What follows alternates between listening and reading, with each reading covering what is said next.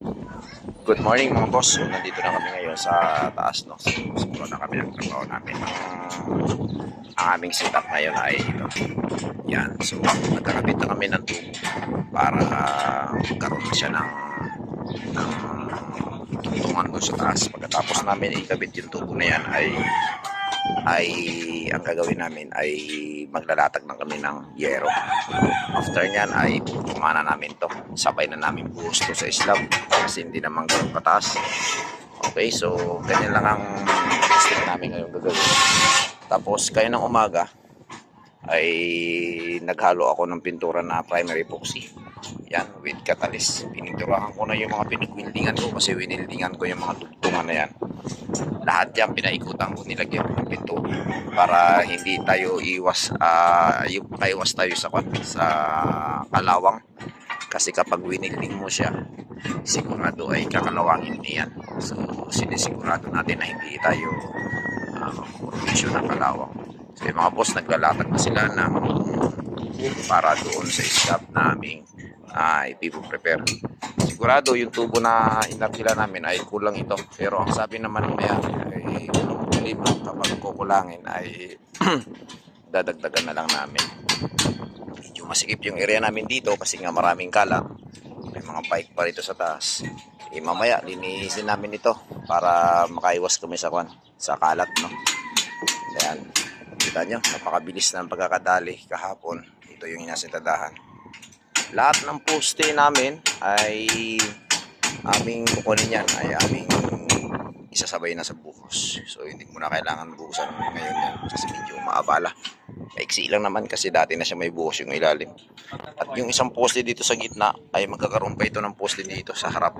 Bari tatlo yung magiging poster sa harap. Ang plano sana namin ay lagyan ng poste yung gitna, no. So minabuti na namin na wag na nang lagyan. Patayin na namin yung poste dyan sa gitna kasi nandyan yan sa gilid ng hagdanan, medyo makakaabala tayo. Ay may asintada naman diyan, wala namang magiging problema yan. So ang magiging matibay niyan ito.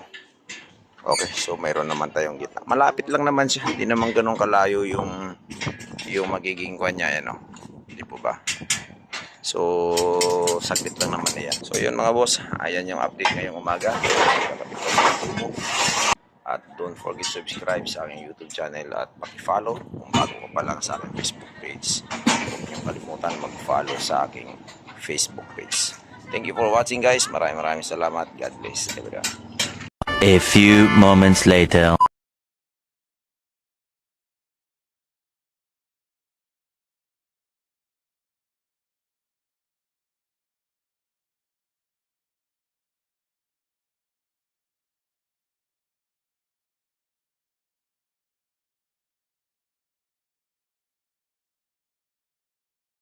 Yan, tapos na mga boss, oh. So maglalatag na kami ng beam. Yan, preparation na kami ng beam.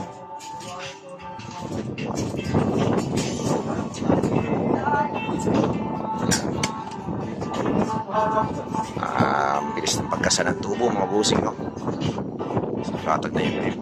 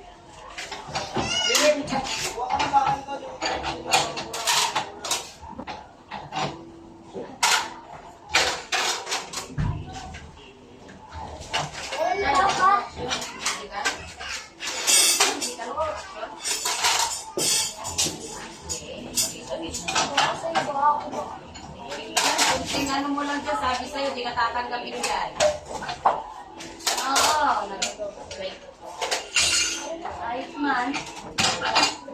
Bakit di mo nakakain, no? Sabi ko, hindi ka mag-ibigin. Pastahan mo muna.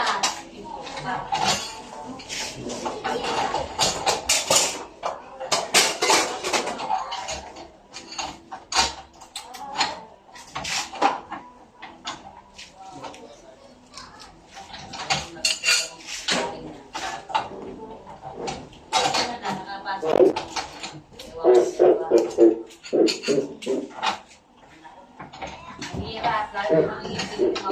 Mas kung sabi ko lang ibig mo. Uy, ka na. Yan, no? Lahat ng ano nila, product nila. Mga dalawang mo may mga dalawang kumain sa loob.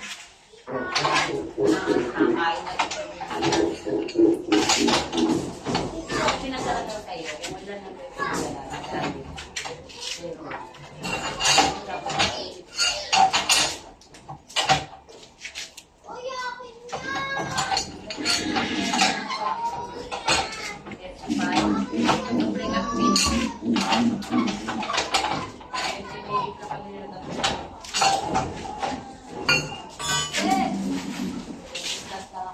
Yes!